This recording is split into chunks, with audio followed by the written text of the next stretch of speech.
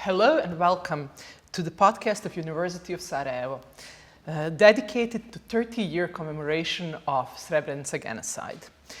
Through the 6 episodes of the podcast, we will talk to 6 renowned experts who took part in the International Scientific Conference Srebrenica 30 Years After the Genocide, Memory, Responsibility, and the Challenges of Denial.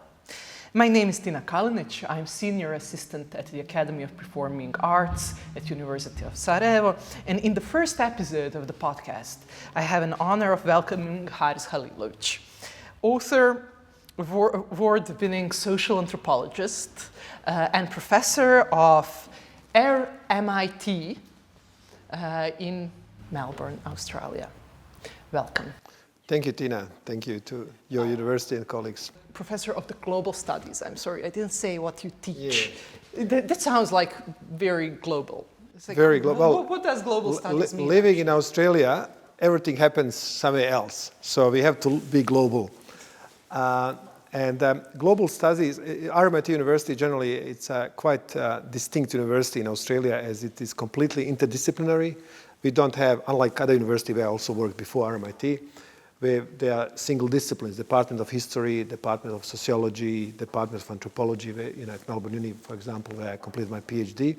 They are discipline-based. RMIT is area-based, so interdisciplinary. So my School of Global, Urban and Social Studies, even in its name, you can see that a lot of different things are there.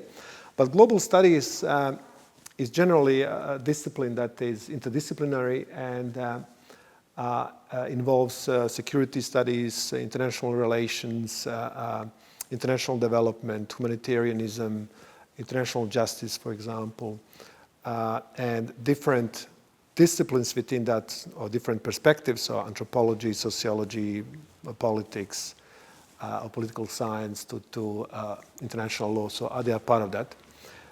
One of the specialties that my faculty offers is also languages, so languages and culture, including English as global language. So it's not just English as such. So English, they are Englishes. That's where I've been for the last 10 years. Moved from Monash University, another university in Australia, and before that, University of Melbourne. So, but all these universities are based in Melbourne, and I've been living in Melbourne for most of my life. It's been years now. This is our first episode, actually. I would like to kick off with a question that has to do with the importance of conferences like this.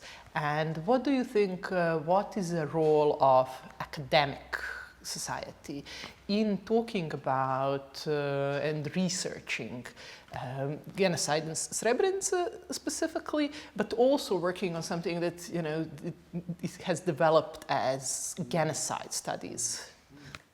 Thank you. Very, very good question, meaningful. So, over the years, there was quite kind of doom scenarios about end of universities, like everything will be online, everything will disappear, that our jobs will disappear. Then the COVID hit and everything had to go online, like online conferences.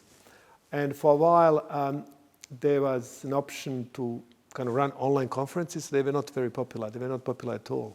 So then they moved into kind of hybrid format where people can be in person, but also from distance. And that's also not very popular. So events, academic events like conferences are very important. So it's not just where people meet to present what they know, but it's really that social context creates very special kind of interaction. So it's a foremost social event. It's not just an event. So you can read a book. You don't need to go to a conference if you want to just to get access to knowledge.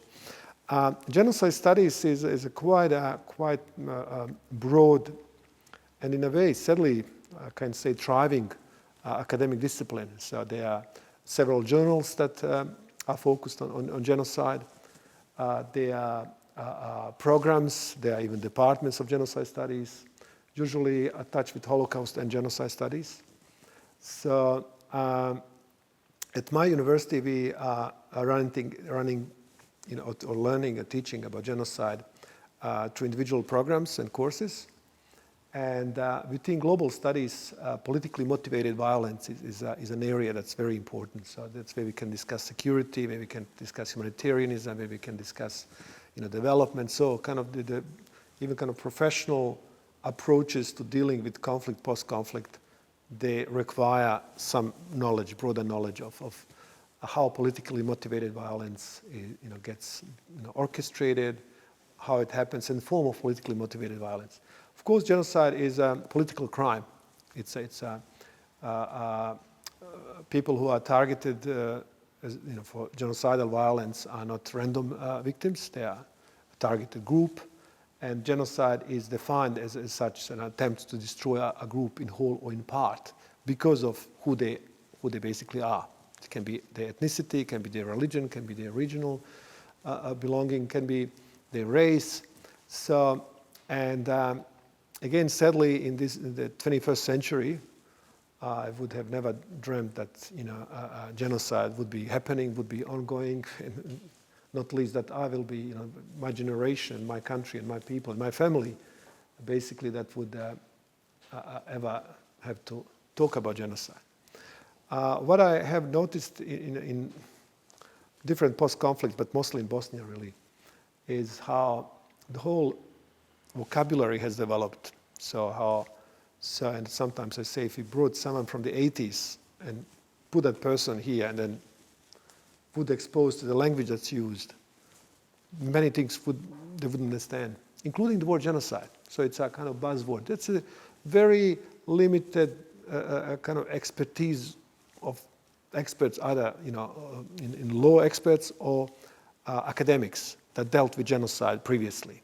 From Raphael Lemkin, it's a concept, but it's also kind of legal category. Legal category, it means like for judges, they need to test it in the court. So, okay, this evidence, we'll test the evidence, and then we say if it's genocide or not. For scholars, it's like myself, genocide scholars, it's more looking into the ethics, into the politics, into the consequences, into perceptions, kind of looking at the echoes of politically motivated violence that genocide is. So, but now, over the last 3 decades at least, here in Bosnia, like genocide, every single person would have heard of that, would actually have quite clear idea what it means, would point to very specific places, like in Bosnia, Srebrenica genocide. There would be even some almost like tensions or competition. I call it hierarchy of suffering, where my suffering is kind of less because it's not called genocide, or it was not confirmed to be genocide. And of course, this is wrong, but that's how people feel. So it's a kind of affective connection with the term itself.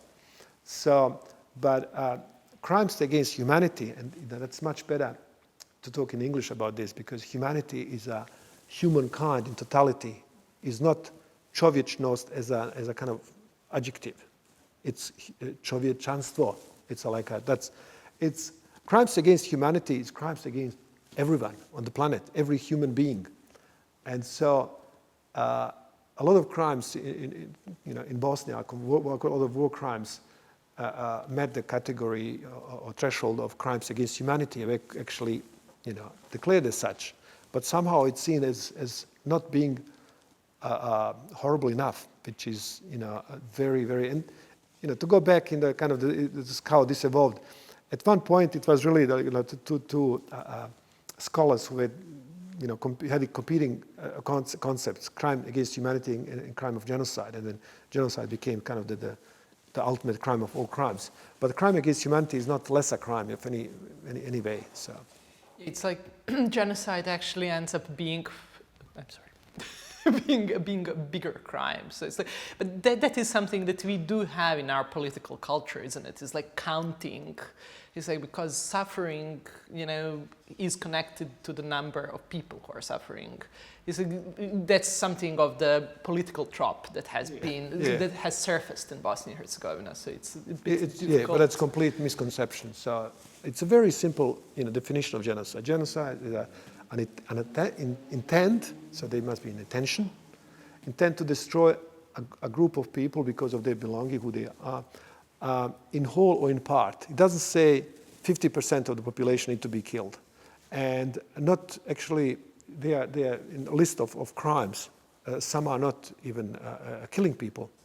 So preventing, imposing measures that impact on reproductive ability of a group, which can be sterilization, can be removing men from women, can be taking away children. So this is genocide. So the perpetrators do not necessarily need to physically kill people and create mass graves. So numbers are never, are not part of this and shouldn't be. And whose genocide is bigger? That's just manipulation with the term and kind of a sick approach to the subject, if we will be honest. Completely awkward. In your keynote at the conference, you were talking about testimonial literature. And what is really interesting is that in your abstract, one of the starting points is that we started everything with the testimonies. For International Tribunal for Crimes in former Yugoslavia, it's like I said the whole name, it was very important to have testimonies. Testimonies were something that worked as proofs.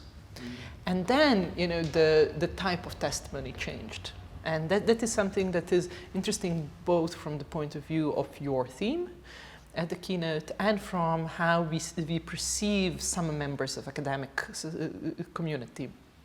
So the first part is how something that is used as evidence becomes art, and that is something that you were also involved in with places of pain, right? And then at the same time, how academics who have backgrounds as survivors are actually less believable as researchers, as scholars. So can you touch upon these things for us, please? There is three very important points. So I'll start from the back. So the first one, objectivity, subjectivity, insiderness, and so on. There wouldn't be Holocaust studies today if there were no Holocaust survivors who actually created a discipline. It went from testimonies to trying to make sense of what happens. The famous Viktor Frankl, for example, the meaning of that, of human violence and looking at human condition. Elie Wiesel, Primo Levi, all these survivors actually created foundations for the Holocaust studies. Without Holocaust survivors and either direct survivors or people who were affected through losing family members or members of their community, we wouldn't have Holocaust studies, and probably we wouldn't have Holocaust commemorations that we have today. So people who have direct experience, who have lived experience, are in a way not only responsible, but they have ultimate authority to speak about these things. That's where I would dismiss any kind of ideas that somehow we need to be distant from the topic that we research, and you can't talk about that because you are subjective. Subjectivity is nothing wrong. It makes us human. The problem is when if you use knowledge to manipulate people and to turn it into propaganda or to create kind of pseudo-knowledge. That's wrong. But not being subjective, so it means having direct relationship with what you research, what you talk about. The second point is testimonies. And I'm a firm believer that what makes us unique on this planet and what makes us human is not our kind of rational mind that we can calculate or our cognitive powers, but our ability to not just tell stories, but to create stories and to live in stories. So we actually are not, most of the time we are not conscious of the fact that when we introduce ourselves, when we apply for jobs, when we interact with others, we instantly turn into storytellers. I was born there. It might be chronological, where I was born. It might be just, some other attributes, but it's a story. And stories are always mixture of different things. So they are not, the document you get in your local council, about your piece of land or your apartment that says stated facts, so, and that they are standardized. So there are conventions how people present their stories. The people remember different things. So there's imagination, creativity, fiction, if you like, that's always used in how we create stories. And that's what makes stories also special. That's why we read stories, novels, and what other people's stories are kind of appealing to us, because they are personal, they're different. They are not like, we don't end up reading documents unless we do some archival research where we have to see what's in there. But even then, we can find some kind of uniqueness in what we are researching. So separating stories of the survivors from the kind of the scholarly, scientific body of knowledge, I'm completely against it. I think it's wrong. And survivors, first, their testimonies have used as kind of evidence, and they were interrogated according to standards, legal procedures, and sometimes these were very cruel. So they would be asked, okay, these two men, they took your father. You heard the gunshots behind your house. Did you hear them? Did you see them shoot? They were involved in shooting them. Well, I didn't see, but these two men took my father, and then he was, 2 minutes later dead. Oh, it's not like enough evidence. It's almost like expected, like to have cameras like this, where survivors would film, how they themselves, were to be killed. In fact, some of the amazing testimonies and testimonial literature was written by direct survivors, and one of them is, sadly, there are not many because most were killed. But Nedžad Avdić's testimonial, which is a mixture of very creative genre and his lived experience. But even that lived experience is, in many instances, is closer to fiction than reality. And he was in all sort of kind of nightmarish survival scenarios when he wasn't sure if he's alive or not. And describing that does not make in any way that unique experience of that unique person who went through everything somehow to be dismissed because it's too personal. So and also it's not to be just treated from a legal perspective. Tell me the dates, tell me the names, tell me the number of bullets shot or something. It's much, much, much richer than that. And after having been protected witness at The Hague, and actually he was involved in Krstić case, in like a Mladić case, in those who were found guilty of genocide. He was the key witness. And now that's a kind of anecdotal or very, very, very strange in some ways. There's an Australian author. She writes novels. Gretchen Scherm is her name. And she did the research, of course, as a good novelist, she did research on her own, but it was archival research, going through a lot of transcripts and looking at the cases at the Hague Tribunal. And she got stuck in the witness statements, transcripts that Nedžad Avdić was, issuing. And she created she wrote a novel, Out of the Woods is the title, heavily based on actual transcripts of Nedžad Avdić.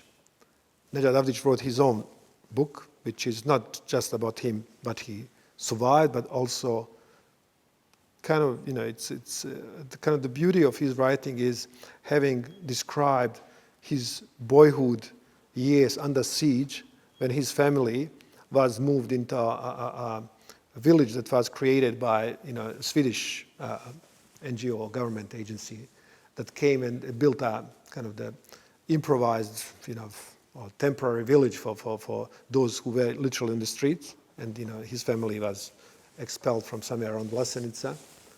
And describing kind of one summer that was full of, playing with friends and kind of having, you wouldn't imagine that Srebrenica under siege, that this displaced people in 94, a boy, growing up there would have happy moments. But he described those. It's not that his life was just him being executed. So, and even his life after that is being much richer. Completed university, has a very successful career, is a beautiful person in every way.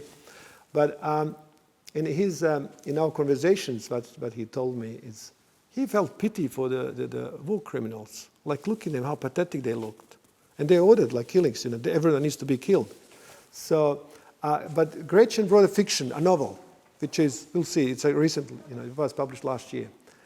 They also met, at a conference that I had in Melbourne, a real character Nedžad Avdić met, Outa, writer, whose, life was her fiction. So lives of the survivors, and generally our lives are a mixture of fiction and reality, and sometimes they are kind of interact in very, very strange ways. Well, getting back to testimonial literature, I'd love to kind of stress that this is not just self-therapy for people writing because they got so much trauma. And it's also not written to please people. It's not kind of to entertain people. It's not like a novel that's exciting and you a little bit, get teary because the main character kind of is going to some trouble. It's someone's life completely, but it is also a part of kind of growing opus of that literature. And I would love to bring it kind of into the mainstream discussions and our understanding of genocide. Most of the people of our generation would know about the Holocaust, not from reading historical records or getting the archival material about Auschwitz gas chambers, but it is through art, through reading novels, through watching movies. Everyone is referring to Schindler's List, even making comparisons with reality that's happening even today. So I think the power of art is not there to necessarily make that cruel reality, aesthetically appealing, but to make it, make it possible for ordinary viewer, consumer, reader, whoever, to engage. That's not shocking, and it's just shocking. It's a mass grave. I can't look at it. So, through visualizing, through writing about it, is to get it in a way to engage the reader, and it's not to engage for pleasure, but to engage to learn about perspective. And I also hope and believe that art makes us better people, make us better humans. And I know getting emotional by reading something or watching something is not necessarily making us traumatized or bad people. It is making us realize that we share common humanity, and it raises compassion and empathy. And I believe that a literature written by survivors, either direct survivors, such as those few who survived their own executions and came from that, or several years, decades, even generations later, writing about those experiences that matter to people, it is a very valuable resource to have. I've studied also other politically motivated violence episodes and then what happened to people. And when researching, for example, Vietnamese and looking at Vietnamese diaspora in California, those who escaped, when basically Americans lost the war, the first thing they did, they burned all the photographs.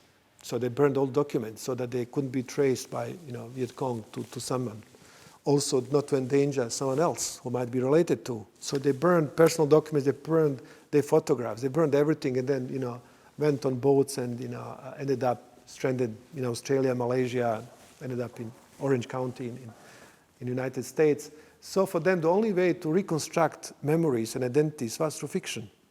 It was not through objective documents. It was not through photographs. It was they ended up writing stories, but also then really producing several good writers who are great novelists, who out of that need for lack of knowledge, lack of history, documented history, art came to fill that gap, and it filled it beautifully. And I don't think I would have engaged more meaningfully and profoundly deep with artifacts than with actual works of fiction.